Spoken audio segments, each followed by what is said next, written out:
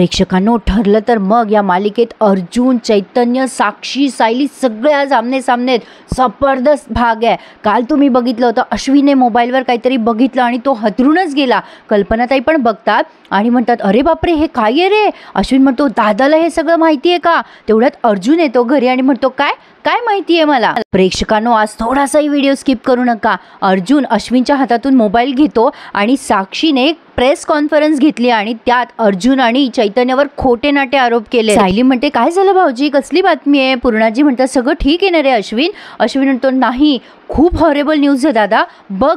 आता अर्जुनने फोन हातात घेतलाय, तेवढे चैतन्य आलाय पळत पळत आणि म्हणतो अर्जुन तू न्यूज बघितली का। अर्जुन म्हणतो अरे कसली न्यूज, काय चाललंय हे सगळं। आता तो मोबाईलवर बघतोय तर साक्षी प्रेस कॉन्फरन्समध्ये सांगत असते अर्जुन आणि चैतन्य गडकरी या दोघांनी मिळून माझी खूप मोठी फसवणूक केली आहे। आता अर्जुन, सायली, चैतन्य नुसते एकमेकांकडे बघताय। साक्षी चोर ते चोर आणि वर शिरजोड झाली आहे प्रेक्षकांनो। आता ती सांगते सगळ्यांना की अर्जुन आणि चैतन्य या दोघांनी माझ्यासारख्या भोळ्या स्त्रीचा फायदा घेतलाय, ते लायर्स आहेत, लॉयर्स नाहीये। साक्षी काय काय बोलली ना ते बघत राहा। साक्षी म्हणत असते मला तुमच्या सगळ्यांकडनं न्याय हा मिळायलाच हवा आणि अशी रडत असते मोठ्या मोठ्याने। आता पत्रकार तिला विचारत असतात त्या दोघांनी तुमची फसवणूक केली म्हणजे नक्की त्यांनी काय केलं। अर्जुनसाठी हा फार मोठा बॉम्ब आहे प्रेक्षकांनो। तर आता तिला असे बरेच प्रश्न विचारतात पत्रकार, तर बघत राहा काय काय झालंय ते। आता साक्षी म्हणते म्हणजेच त्याच्या बायकोच्या मानलेल्या वडिलांनी माझ्यावर खुनाचा खोटा आरोप केलाय आणि तोच खरा प्रूफ करण्यासाठी अर्जुन आणि चैतन्य दोघेही हात धुवून माझ्या मागे लागले। अर्जुनच्याच सांगण्यावरनं चैतन्यने माझ्याबरोबर प्रेमाचं खोटं नाटक केलं, मला त्याने त्याच्या प्रेमाच्या जाळ्यात अडकवलं, मी पण त्याच्यावर विश्वास ठेवला। एवढंच नाही, तो माझ्यासोबत माझ्याच घरी राहतो आणि त्याने माझ्या नकळत माझ्या मोबाईलचा ॲक्सेस घेऊन खोटे पुरावे जमवले। अशी खोटी नाटी कारणं देऊन माझ्या अण्णांना पण यांनी असं जेलमध्ये अडकवलंय। आणि एवढंच नाही तर त्याने मला लग्नाची खोटी आशा दाखवली, माझ्यासोबत फेक एंगेजमेंट केली। मला सांगा की साखरपुड्यासारखा पवित्र विधीचा कोणी असं खेळ करतं का हो। आता ते पत्रकार म्हणतात हे खूप भयंकर आहे, कुठल्या स्त्रीवर असा अन्याय नको व्हायला हवा। काय बेमान आहे प्रेक्षकांनो ही साक्षी, म्हणजे स्वतःच त्या चैतन्याला फसवलं, प्रेमाचं नाटक केलं आणि पुन्हा आता स्वतःच कांगावा करते की तिच्यावर अन्याय झाला म्हणून। असतात बरं असे बेमान लोक प्रेक्षकांनो, आम्ही घेतलाय जवळून अनुभव। साक्षी म्हणत असते म्हणूनच तर मला न्याय हवाय। अर्जुन आणि चैतन्याने मिळून माझ्या विरोधात खोटे पुरावे जमवलेत, नवीन टेक्नॉलॉजी वापरून खोटे पुरावे जमा केलेत त्यांनी। हे सगळं जमा करून ते दाखवत आहे की मी आश्रम केसशी कनेक्टेड आहे। हे खोटं आहे, हे साफ खोटं आहे। माझ्यासारख्या निष्पाप मुलीला त्यांनी खुनी ठरवायचा प्रयत्न केलाय।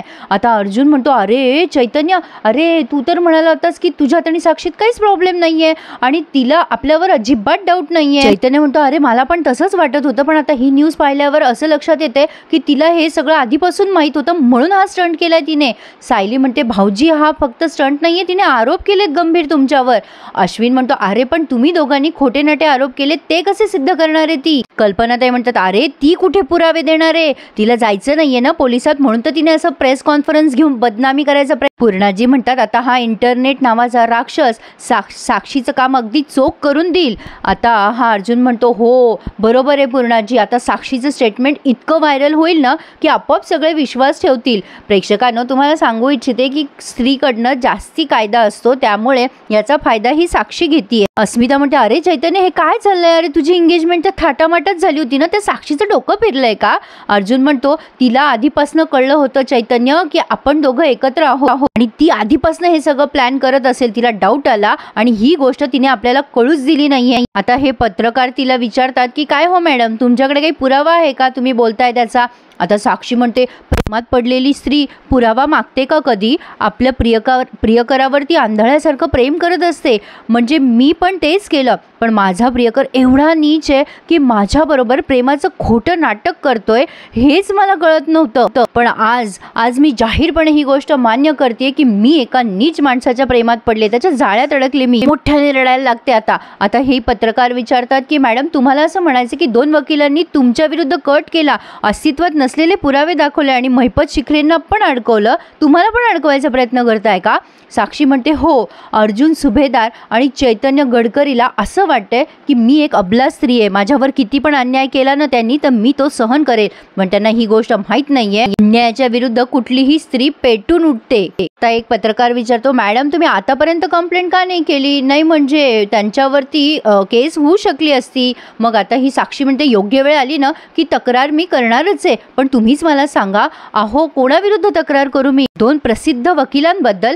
काय काय फायदा काय होणार आहे याचा? अहो कायद्याच्या रक्षकांनी माझी फसवणूक केली आहे आणि म्हणूनच जनतेच्या दरबारात मला न्याय मागावा लागतोय. मी आज आवाज नाही ना उठवला तर अर्जुन आणि चैतन्य टेक्नॉलॉजीचा वापर करून कुठले कुठले व्हिडिओज आणि फोटोज तयार करतील, कोणाचाही चेहरा कुठेही वापरतील, कोणाचा आवाज कुठेही देतील आणि हे सिद्ध करतील की विलासचा खून मीच केलाय. आणि कोणाला माहिती, अर्जुन आणि चैतन्य सगळे केसेस असेच लढत असतील. खरं तर वकिली हा व्यवसाय किती पवित्र आहे. 98% वकील हे लोकांची मदतच करत असतात, पण यांच्यासारखे 2% वकील हे भ्रष्टाचारी निघतात. तुम्हीच मला सांगा, यांच्यासारख्या वकिलांवरती कसा विश्वास ठेवायचा सामान्य माणसाने? म्हणूनच आज मी तुम्हा सगळ्यांना विनंती करतेय, हात जोडून मी तुम्हाला सगळ्यांना विनंती करतेय, प्लीज माझा आवाज बना. अर्जुन आणि चैतन्यसारखी कीड आपण समाजातून काढून टाकूया. प्लीज मला मदत करा. अरे काय साक्षी दाखवली ही बाबा, भयंकरच बाई आहे. अर्जुन आता खूप संतापतो आणि म्हणतो आपण खोटे पुरावे तयार करतो का? आणि बाकीच्या केसेसमध्ये आपण असं करतो?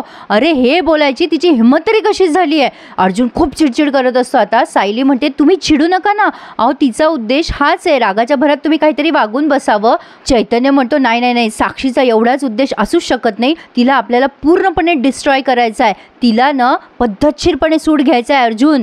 तिने ना अगदी विचार करून सगळा प्लॅन केलेला आहे. आता ह्या कल्पनाताई म्हणतात बापरे हे तर फारच भयंकर आहे. पूर्णाजी म्हणतात हे साक्षी नावाचं संकट आपल्या घरातून लवकर दूर कर रे देवा. अस्मिता म्हणते साक्षी चांगली मुलगी नाहीये हे सगळ्यांना माहित होतं, पण मला कोणीच सांगितलं नाही ना. अश्विन म्हणतो अस्मिताई अगं तू स्वतःचं मध्ये काय आणतेस? इथे किती मोठा प्रॉब्लेम झालाय कळतंय का तुला? सायली म्हणते या सगळ्या वाईट गोष्टीमध्ये एकच गोष्ट चांगली झाली आहे, यापेक्षाही खूप काही भयंकर झालं असतं. पण तो महिपत शिखरे किती खुंजी माणूस आहे माहिती आहे ना तुम्हाला. सुदैवाने आपले चैतन्य भाऊजी सुखरूप आहेत अजून. मग आता अर्जुन म्हणतो ती साक्षी चैतन्याला हात पण लावू शकत नाही, कारण तिला माहिती आहे तिने व्हायलेन्स केला ना तर तो तिच्यावर शेकेल, म्हणून तिने असा स्टंट केलाय. चैतन्य म्हणतो ती साक्षी ना खूप हुशार आहे, आपण गाफील राहिलो म्हणून आपल्यावर ही वेळ आली आहे.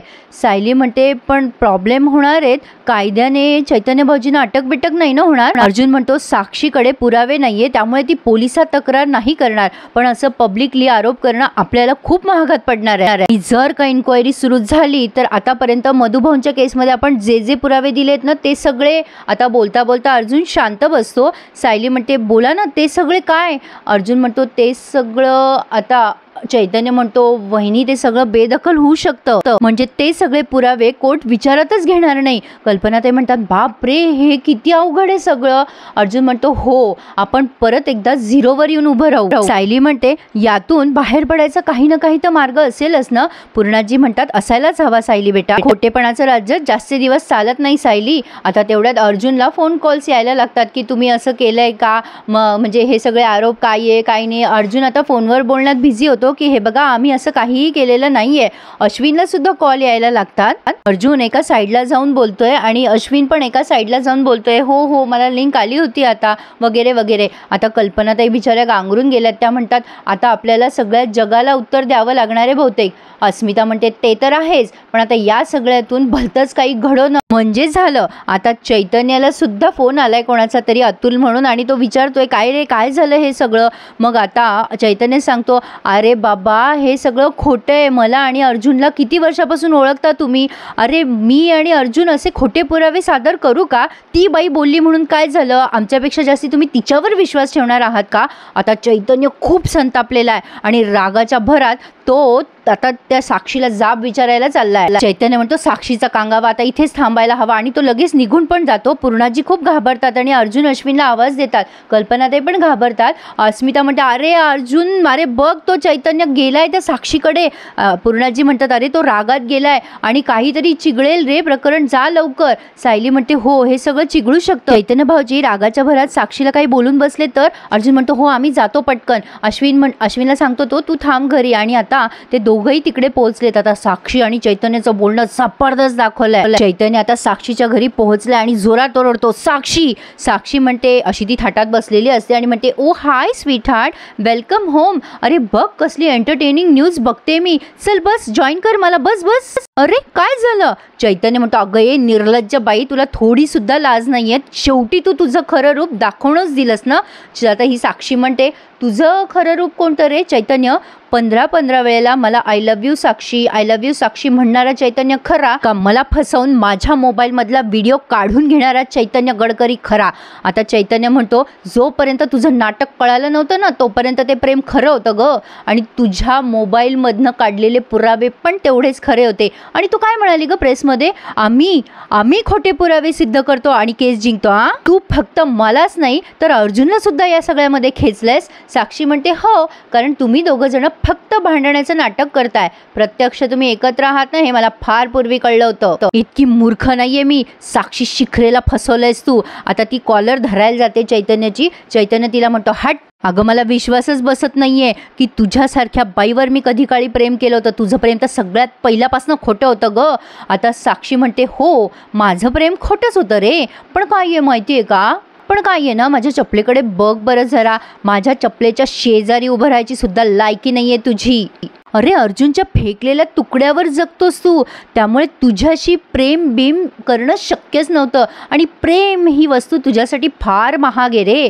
मग चैतन्य म्हणतो, हो तुझ्यासाठी फार स्वस्त आहे ना साक्षी. खरं प्रेम काय असतं ना हे तुला कधीच कळलं नाहीये. माझ्याशी तसंच वागत आली आहेस तू, जसं तू. आता साक्षी म्हणते, जसं मी काय?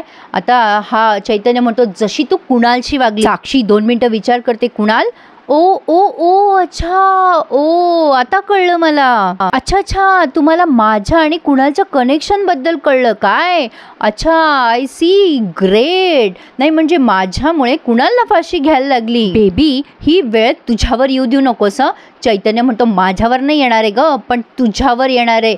तू केलेली पाप सगळी मी इथल्या इथेच फेडायला लावणार आहे तुला सुद्धा आणि तुझ्या त्या गुंड बापाला सुद्धा. साक्षी आता चैतन्याची कॉलर धरते आणि म्हणते, खबरदार अण्णाचं नाव घेतलंस तर. आणि आता चैतन्यवरती एका फुलदाणीने वार करायला लागते. तेव्हा अर्जुन आणि सायली पोहोचतात. अर्जुन म्हणतो, खबरदार साक्षी, चैतन्याच्या अंगावर एक स्क्रॅच जरी आला ना तर कंप्लेंट करेल मी तुझ्या विरुद्ध पोलीसमध्ये, आणि मग तुझ्या विरुद्ध कोर्टात मी तुझी काय अवस्था करेल ना तू इमॅजिन पण करू शकत नाही. आता साक्षी काय नाटकं करायला लागते बघा. साक्षी म्हणते, अरे बापरे, घाबरले मी. अजूनही तुझ्यामध्ये धमकी देण्याची हिंमत उरली आहे? आता ती फुलदाणी खाली फेकते आणि टाळ्या वाजवायला लागते आणि म्हणते, वा वा अर्जुन, मला तर वाटलं होतं माझ्या प्रेस कॉन्फरन्स नंतर तू दारं खिडक्या लावून तोंड लपून बसलं असशील. अर्जुन साक्षीकडे असं रागाने बघतोय. सायली म्हणते, अगं साक्षी, कुठल्याही खोट्या आरोपांमध्ये एवढा दम नसतो की त्यामुळे खरा माणूस लपून बसेल. कर आजचा दिवस तू साजरा कर, पण उद्याचा दिवस मात्र आमचा असेल, लक्षात ठेव. साक्षी म्हणते, हां चल कळलं मला, निघा आता, निघा आणि तुमच्या बोलक्या बावल्याला पण घेऊन जा इथून. नको तेवढी पोपटपंची करत असतो तो. आता अर्जुन चिडतो आणि म्हणतो, माइंड युअर टंग साक्षी, तुझी जीभ सांभाळ. सायली म्हणते, तुम्ही हिच्याशी का बोलताय? हिला आपण आपल्या पद्धतीने उत्तर देऊ. मग साक्षी म्हणते, हो जा, निघा आता इथून, गेट लॉस्ट. आता चैतन्य तिला काही बोलणार. आता अर्जुन म्हणतो, चैतन्य तिच्याशी बोलू नकोस आता सध्या काही, चल. आता तो नुसता मानेने असं खुणवतो त्याला चैतन्याला, चल चैतन्य. चैतन्य तिच्याकडे रागाने बघतोय साक्षीकडे आणि आता तिथून निघून जात आहेत हे सगळेजण. काय जबरदस्त धमाका एपिसोड होता आजचा प्रेक्षकांनो, जबरदस्त भाग होता. आज तर तुम्ही लाईक करायला विसरूच नका आणि ज्यांनी चॅनल नसेल सबस्क्राईब केले त्यांनी नक्की सबस्क्राईब करा. यापेक्षा एंटरटेनिंग सिरियल कुठली असूच शकत नाही. आता पुढे आपण बघतोय अर्जुन आणि चैतन्य ऑफिसमध्ये असताना काही लोक यांच्या ऑफिसमध्ये येत आहेत आणि म्हणतात, तुम्ही खोटारडे आहात, चप्पल मारतायत आता अर्जुनला. तेवढ्या सायली येते आणि रजनीकांतच्या स्टाईलने ती चप्पल धरते. प्रेक्षकांनो, मला आज सगळ्यांनी कमेंट करून कळवा की तुम्हाला कसा वाटला आजचा भाग. मला तर जबरदस्त वाटलाय. नक्की मला कमेंट करा आणि प्लीज रिव्ह्यूला लाईक करायला विसरू नका. थोड्याच वेळात लक्ष्मीच्या पावलाने ही मालिका आपल्या चॅनलवर नक्की ऐका. धन्यवाद.